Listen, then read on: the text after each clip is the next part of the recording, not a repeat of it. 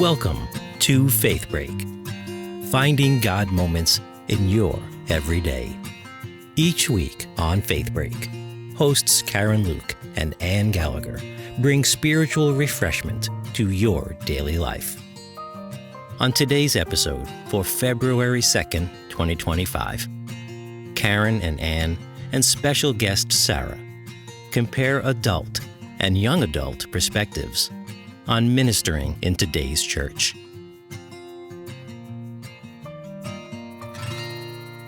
Hi, welcome back to Faith Break. I'm Karen. I'm Ann. And I'm Sarah. Sarah is our special guest today, and we are going to be talking about the youth changing the world.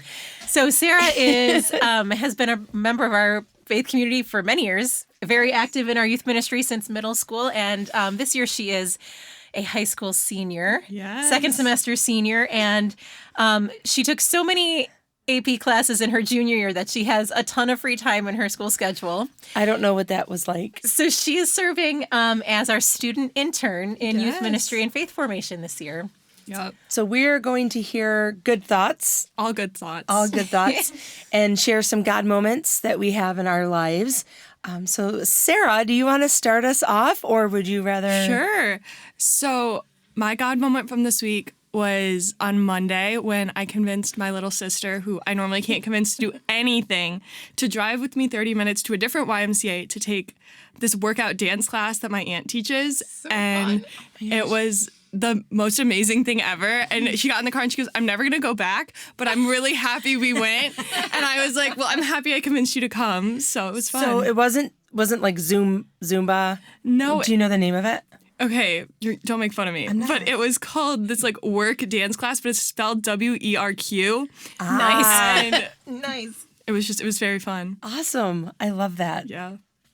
That's so cool. I feel like it is hard for you to get your sister to do things with you. Yes. Yes. But she must be realizing that, like, you're going to be leaving soon. She's got to make the most of it for the day. Because she's not going to get her driver's license until like 6 months into her junior year, so no one's going to be able to drive her to school. So she's been really cherishing our time in the car. Like, she's going to hate me for saying this, but like we've been singing along to songs every morning, getting hype. Like, it's one of my favorite things. It's going to be hard for her to go back to the bus next Yes. I feel bad. Aw, I love that you had that moment with her. You want to do yours next? Sure. Or should I do mine? No, I'll do mine. So, again, ebbs and flows of the day, weeks, months. But the other day, it was after dinner, and it was mass chaos in the house. Of course, it always is. And I just sat on my bed, and I grabbed my Bible, and Ann and I exchanged Christmas gifts. Well, yeah, we knew we needed to talk about this moment at some point. Yeah, and we podcast. both got each other a gratitude journal without knowing. So I pulled that out, and I have this other workbook that I've been working on, and I just spread them across the bed, and I shut my door, and I put my earbuds on to King and Country. Yay. Solid. And Emma busts in the door, and I'm like, I'm praying. And she's like, oh, sorry, and shuts the door. And then Connor busts in. I'm like, I'm praying. But it was like, usually I don't take that moment when everyone's awake. Mm-hmm. So it was great. Sometimes it doesn't take, you don't need an hour to do that. Sometimes you just need like 5 minutes. Yeah. Like it's like grown up timeout or something. But it was just like, I knew that for me to be nicer and I just needed that moment. So Thank you, God, for providing. Awesome. And what is yours? So mine it's not so much a moment as like a collection of moments this year, but I was thinking about things I felt really grateful for. And I want to acknowledge our ninth graders, don't you think? Because we have, so we run a confirmation program that's mostly 8th and 9th graders. And in addition to all our confirmation classes, we also require that the teens attend their appropriate youth group like 4 times over the course of the year, which is, it's a requirement for the program. But this year we have a whole lot of 9th graders who are choosing to come every single week. That's awesome. Or at least most weeks. And like their conversation is so honest and they're really engaging. Don't you think this group of ninth graders? They're awesome to have. They're awesome. definitely very vulnerable, which you don't get very often, I think, especially just walking in. Yep. And it makes it a lot more fun because I don't have to talk as much. Yeah. So it's It very makes nice. your job as a leader a whole lot easier when people are willing participants and engaging. But so I just want to hold them up and give them a shout out and the parents a shout out and grateful to see what God does with them for the next 3 years after That's this. awesome. Planting the seeds. Yep. Okay, so Sarah is on to be our spotlight on the young church today. Yes. We thought we would do a Q&A where Okay. Karen and I could ask you some questions and you could ask us some questions and we'll just try to have a little conversation. So do you want to ask a question first or do you want to receive a question first? You can ask me a question first. We're going to ask you a question first. Yeah. Okay, I'm going to ask you, why did you want to do an internship Okay. at our parishes your senior year and spend this much time volunteering in all of our programs? Yeah, so I definitely have been very involved and I'd always go to all the other things and I was like, wait, I have time in my schedule that I don't really want to take this random class that I don't really need. I'd love to spend it doing something that really matters to me and is important. And I don't go to a Catholic school, so you don't really get to spend a lot of time talking about things like that. And so I chose to do it because I'd be doing the things anyway, so I might as well get more immersed in what I was doing. But you guys are also awesome people, and I would not do it with anyone else. Genuinely, I don't think I would have, thought would have even crossed my mind. So I'm really happy I've been doing it. I was reflecting on it this past week when I was looking at the questions, and it's definitely something I'm really, really grateful I've been able to do because I originally was like, maybe I want to go into youth ministry because you guys set such a good example. But then I was like, no, I don't think that's what I want to do, but I'm happy that I got to experience it. And I've been thinking about going to a college that has a minor in theology, and it's definitely something that I'm seriously considering, so I'm excited. That's awesome. It's been so awesome having you around for all of our my programs this year. We're going to miss you a whole lot when you I know, I felt bad. I was like, wait, I feel like I've taken on so much that now, I don't want to give any of it back because I don't want you guys have to do it. It's going to be hard. This is a side question, but do you want to talk about what you think you might want to do with your life? Yes. So I'm definitely going to go for nursing, and I hopefully will end up getting my nurse practitioner's degree somewhere, somehow. I haven't really thought about it much, but I'm still trying to decide on a college. There's just so many different things that go into making that decision. And some colleges have great nursing programs, but they're not really rooted in the Catholic teaching and social justice, which is something that's really, really important to me because I'm not going to make money. That's not what I'm planning on doing. So I'm just really excited. So yeah. Awesome. I think working in churches is giving you a good crash course in just dealing with all different kinds of people, which I think as a nurse is going to be a skill you're going to really need to have too. Yes. So, and it doesn't mean that you can't still volunteer. No, yeah. So that's awesome because you still have your passion. Well, both passions, but one is more of a volunteer passion. Instead of saying, oh my gosh, I'm not going to do any of it. I would have been scared if you were like, yeah, I'm not even going to volunteer. I'm done totally. No. for sure. Okay, do you want to ask us something? Yeah, wait. Where am I? Where are your questions? Where are your questions? Here are your questions. Thank you. Okay, so one thing that I was brainstorming is we always talk about how the church is just so complex and there's things that you might not disagree with, but you always have to figure out how to get through it. And I guess for me, I was wondering what's one thing you guys would change in the church if you could? And when you asked this, we were like, how are we going to not get in trouble? No, just kidding. Not at all. Not at all. So it was kind of funny, but once I got past that initial thing, I was like, I think what I would change is all the people in it. Because, what makes church hard, putting aside, doctrines and things like that, it's just, the people in it are all sinners. All of us are. And so it's really messy. It's messy to be part of a community where there's all different kinds of people. They have to come together and be in relationship and are supposed to love each other. And, we know how often we fall short and we have a great parish, but even in our parish, all these meetings we have where maybe not everybody's always at their best all the time or, but that's why we have a church. right? We don't have a Yeah. church for the holy people. We have a church for the everybody. And that made me think of this quote from Pope Francis. Have you heard him talk about how like the church should be a field hospital for sinners? Yes. Heard that one. So I dug that whole quote out and I just want to read it. He said, "The thing the church needs most today is the ability to heal wounds and to warm the hearts of the faithful. It needs nearness, proximity.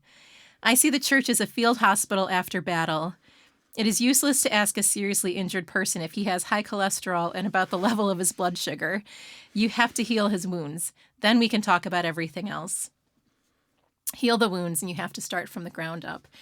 And that's like just such an awesome model of church and like what I want it to be. Because I think the other thing that frustrates me about the church a lot is that it can be a lot more about like maintaining Yes. Yeah. the structures and the status quo and the way things have always been, and less about the mission.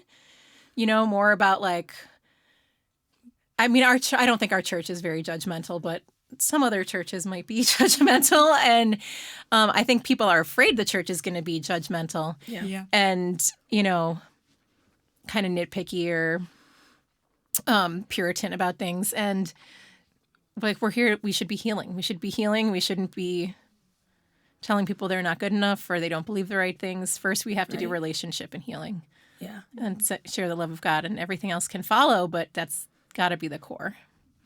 I wish we did a better job at that. How's that? Yes. I think for me, I would change how parents feel about themselves in the church.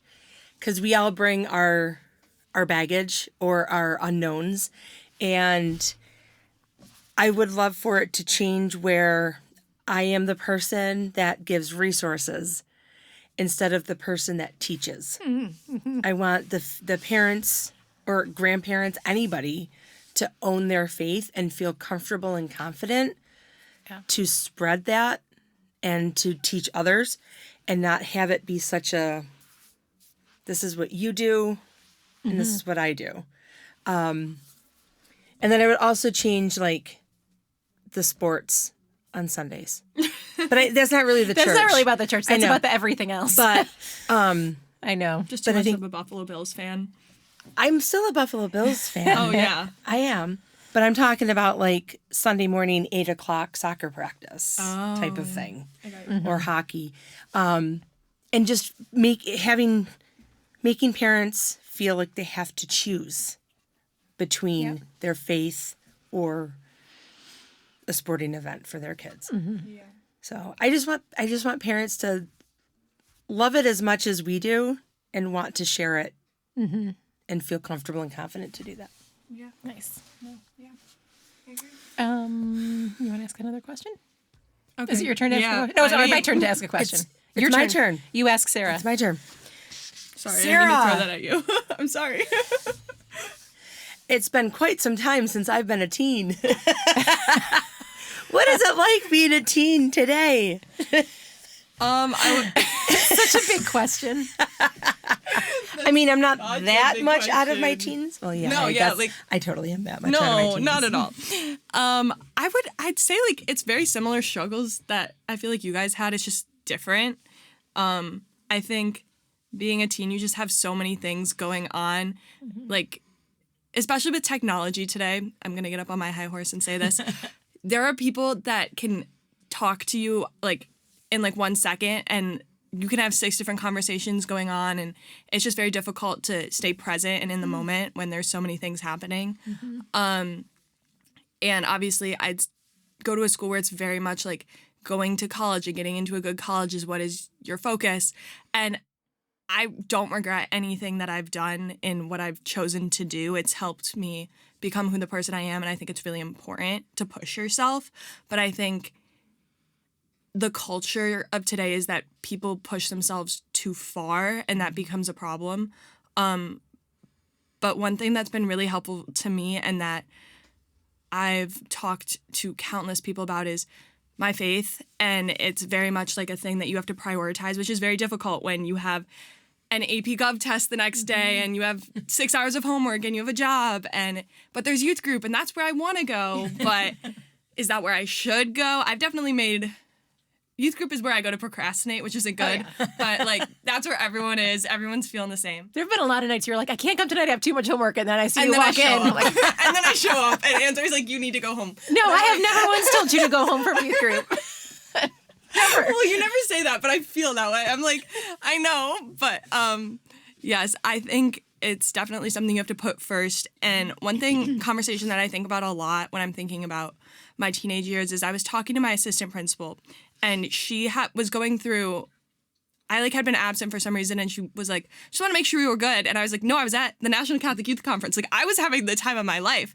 And she used to work for a Catholic school, and she was like, "One thing that I wouldn't tell other people, but I'm going to tell you is that all the teens that have all these problems that I talk to don't have a faith. They don't have God in their life, and that's something that I wish a lot more people had, because it really helps you get through all the things that you're going through and are able to do what you're doing."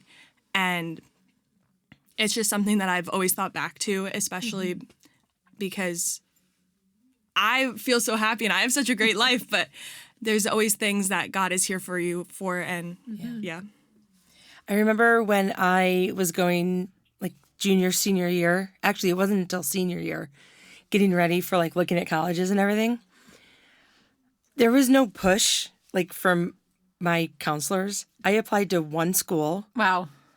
I looked at one. Okay, hold on. Wait. I looked at one school. I applied. I was accepted, and that was that. It's how many? Okay, not to put you on the spot. How many schools did you apply to? I think I ended up applying to 10 or 11. And I'm on the low side. Most of my friends applied to at least 18 schools. I applied to gosh. 12 schools. Seriously? Maybe it was just where I went. I'm not going to say where I went, but And you ended up transferring too, though. after a semester, Right. that's how great that was. You ended up where you were meant to be. I though. was, yeah. Yeah. Do you think when you look at your peers and stuff, what do you think are some of the biggest challenges that teens today are facing? I would definitely say feeling overwhelmed. There's Expectations. a lot of expectations. A lot of people have a lot of expectations. Mm-hmm. I've been really lucky because my dad's always like, I'm not pushing you to do anything. But I know a lot of other people have parents that are like, if you bring home this grade, you can't have your phone. And I'm like, that is not how my life works. And I'm really happy. But I do think another issue that is definitely very prevalent is mental health. It's definitely something that I've struggled with, other people struggle with, and it's very difficult just because of how many things are going on. People really struggle to put themselves first over other relationships. And so that's definitely something that I think is difficult. Yeah, and the phones too, like you mentioned. Just the I phones sound are a like great my thing. grandma. No, you don't. The phones are a great thing, but they're also everywhere. Yeah. So finding that balance is, I think, really something we didn't have to deal with when we were in high school. Everything being recorded and there forever and Yeah. Well, even just after school. Mm-hmm. I would come home and I would do some homework or go to soccer, do some homework, and then I'd have the night. Mm-hmm. It was not, I don't feel like it was as structured or that I felt like I needed to have so many things. clubs for my, school. Mm-hmm. One thing I wish I would have known is there's only 10 slots to put on your Common App for clubs. And all of a sudden, yes, there's only 10 slots. And how many did you have to I was leave going to off? ask. Oh, it was 6 or 7 that I was like, you know what, this isn't worth it. I don't care about that. My internship was 6 or 7, and then but there was, you just have to, it's so difficult. I wish I would have known there was only 10 slots because I would have prioritized other things. Different things. Oh my gosh, yeah. That's Okay, that's good to know. Stressing me out, and I'm not even in school anymore. Yeah. Okay. All right, now you get to ask us something Okay. else. My other question is, what has been the most influential moment working in youth ministry, and how has that shaped your perspective today? Why don't you go first? Okay. And I'm going to steal my cheat sheet back. Of course. All right, you go first. So we've always, I think one of our themes, Anne, has been planting seeds. Yeah, And for that sure. sometimes we don't see the fruitfulness of it. But I think one story that like really stuck out was there was a kid in my youth group, and he did not want to be there, like at all. Made it known, not only made it known to his friends, but was just, he knew how to get under my skin. Like, and it was bad. Like, I would leave youth group and I'm just like, why? Why am I doing this? Why, all this stuff. And he ended up graduating and moving away. And this was before COVID, actually. And then last year, I got a text from his mom asking if he could call me, have my phone number to call me. And I'm like, well, is he 18? Because I can't talk to him. And she's like, yeah, he's 24. He's 24. And I was like, where did that time 4 years go? just went by. But so anyway, long story long, he reached out to me and he apologized for how he acted and how he behaved and how he realized all of the stuff that I was trying to do was just get him to be in relationship with God. And on campus, he started going to the Newman Center and was starting to like just be himself, like who he was meant to be. Yeah. And I think that has kind of shaped me, because for as frustrating as kids can be or parents can be, about things, it's not about me. Yeah. And not about a program, not about a specific session, but about the overall goal and mission. And I love that it wasn't like a memory you had that went really well in youth group. Like it was something that surfaced years later that you never would have thought would be like. No. It was a lot. But I mean, again, the age that I was closer in age with him. Do you know what I'm saying? Because like, we started when we were like 22. when we were 20. You were telling me this last night. You were like, yeah, Father Mike said whatever to me. And I was like, oh my goodness, you were like a baby. Like, Yeah. I had my first interview to be the youth minister. I worked with him at a different parish before I came here. So this was like, I was from my dorm room. It was a phone call from my dorm room when I had my first interview. Yeah, so the kids, when I started, they were only 4 years younger than I was. That's so and now they're, crazy. And now there's a lot larger gap. Right. Not at all. Now we're your parents' age.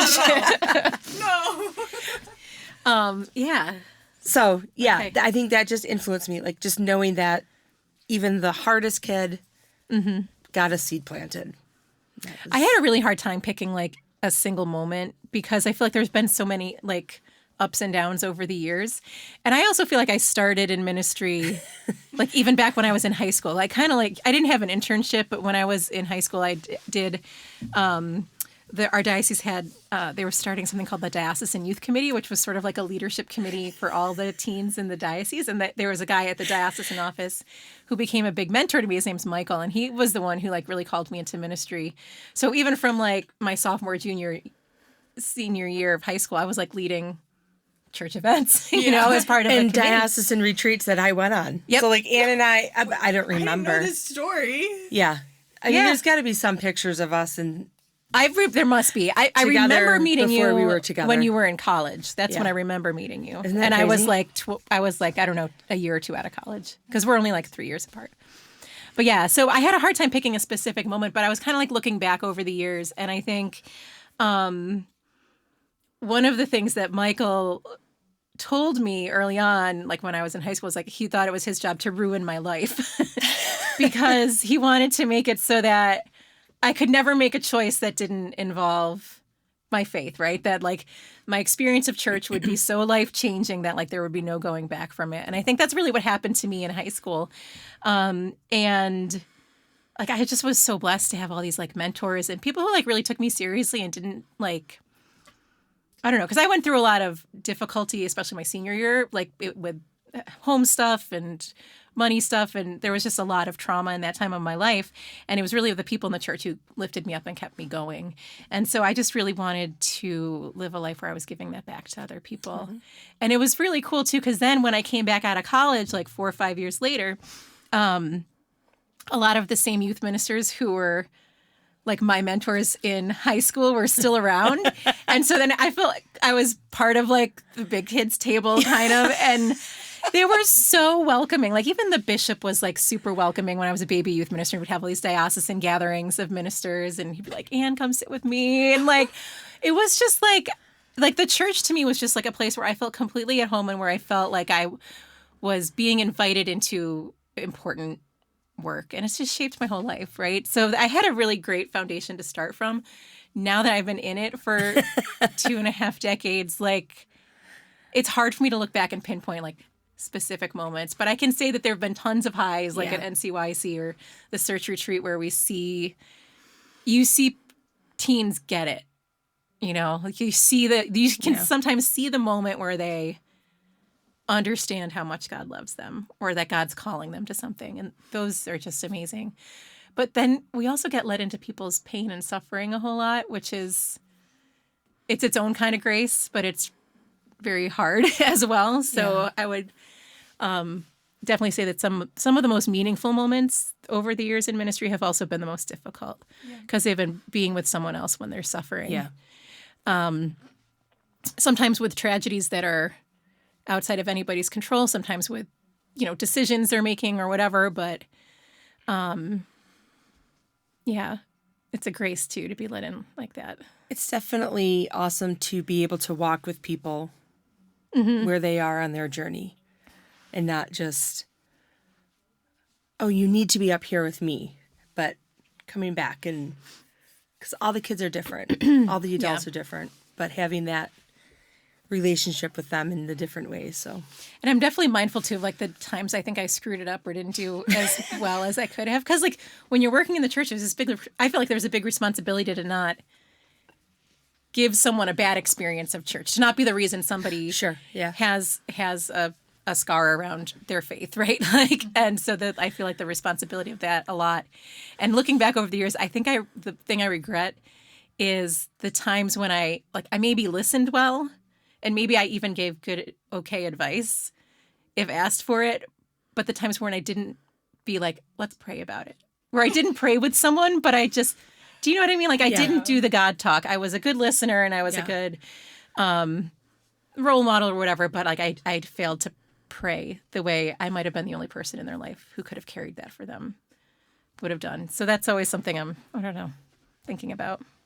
Yeah. Yeah. Do you have anything else? No. Should we ask Sarah another question? Yes. I think our next one is, this is similar, but this is more specific. So what do you wish adults knew about teens that they don't understand? What don't we understand? understand? And how could adults support teens better, either in general or in the church or however you want to take that question? I had like a great answer while I was thinking about this, and now I'm looking back and I'm realizing I hate my answers. So okay. we're just gonna go. But I think adults need to give teens a little bit more grace. I think everyone's learning and growing. And one thing that I work with kids that are in kindergarten through 5th grade, and one thing that even there I realize a lot more is you can't, as an adult or as someone who's in an adult role, you cannot demand respect from someone without giving it to them first. And I wish more adults would realize that it's not a power-hungry role, but something that like you need to build a relationship, you need to be kind. Everyone is a person, no matter how small. And I sound like Dr. Seuss. I was just going to say, Horton, here's a who. No, but wisdom for the ages. I think it's really true. Like, I just, especially the people who have made such a big difference in my life, if you are wanting to make a difference in someone's life, you need to give people respect. And so I guess at church, especially, don't act like you're better than someone else just because it's their first time there or they seem younger than you. Like, I guess everyone experiences God differently, and teens are in a different time in their life than you are. And like when we're at church, like obviously my phone is away, but sometimes I'll catch people like looking at me funny because I'm like talking to my mom about something, or like I'll be whispering in her ear and I'll be like, that was a really good thing that I really liked. And people will look at me funny and I'm like, but I'm not going to remember this in like an hour when we get out of church. Like I want to bookmark this now. Yeah. So I think one thing is just. That's a good point. Because people could take a pad of paper and a pen out and probably nobody would notice if they were taking a note on something they really liked in the homily. But if you try to write it in your phone, people are going to judge you. People are going to judge me. Yeah. I never thought about that. So I think just, especially when you're at church and you're wanting to support teens, smile. The sign of peace. It's the small things. If you've seen someone there for a few weeks, you can then come and be like, hey, I'm so-and-so, and I'm so excited to see you here, and introduce yourself. But it can be really overwhelming walking into a new church, or even if they've been to church for a while and you're just now realizing them, like, don't go up and say something right away. Like, there's definitely some people that'll come up to me and they're talking to me and I'm like, I have no clue who you are, but I'm so happy to have this conversation. But like other people would not love to do that. So I think. Yeah, you're a lot more visible because people know you around the church as a leader. A lot of people know me. I don't know a lot of people. Yeah, right. It's not the same thing. Yep. But yeah, that's just what I'm thinking. And I think that is for anybody, not like just for teens, but we have a lot of young adults who are coming back, a lot of young families who are having kids that, want to come back and have their kids baptized, and not having that judgment of like, oh, you're here in my seat type of. One thing that really gets me is my mom has her very specific seat, and she will not she'll let other people sit there, but like she'll go over and like be like, I don't understand like etiquette, and she'll go and she'll sit like right next to them, and I'm like, Mom, no, just move one back. And I think, but this is my pew. Yeah, she's like, this is my pew. This is where I sit, and I'm like, she's not understand. Alone. She's not this alone. This is like a total Catholic thing. But I think we need to stop having so much of a like, this is my pew. You're gonna get the same experience one pew back. It's okay. The worst is when it happens on like Christmas Eve, and there's like a lot of people there who maybe don't come all the time, and like I've seen people get like really mad. Or First Communion weekend. Or First Communion weekend, really mad when somebody's in their pew and like, that's my pew. Yeah. They don't know better. But baby Jesus is born. Yay! I know, guys. Let's have a little perspective here. Oh my gosh, that's funny.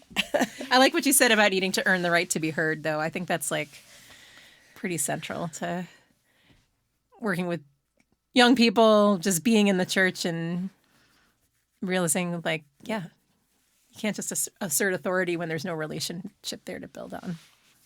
So I started my internship because I was like, maybe I want to go into youth ministry.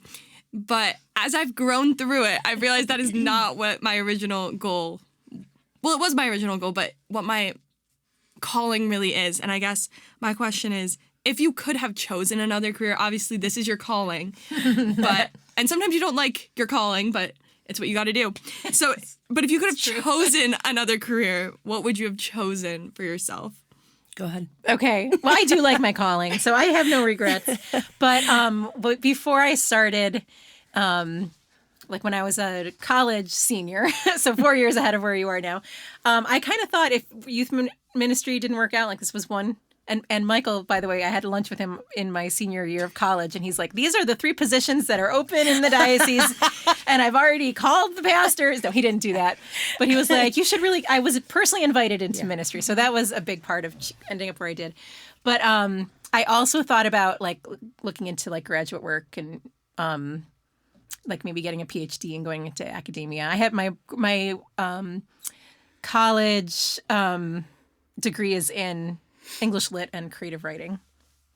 Makes sense. So that's what I was thinking about doing, but I definitely ended up in the right place. But if people ask me like, oh, if you couldn't do, like more of like in a lighthearted way, if you could do any other job in the world, what would you choose? I think it would be really fun to be a casting director for like TV or movies or plays or something like that, because I really enjoy noticing what's special about people and finding ways for them to shine. I think casting would be really fun. That's really interesting. Mm-hmm. I have no idea what kind of a credential you need to have that job. I don't have you pegged for that. You could do it now. I feel like I would love to give that a try sometime.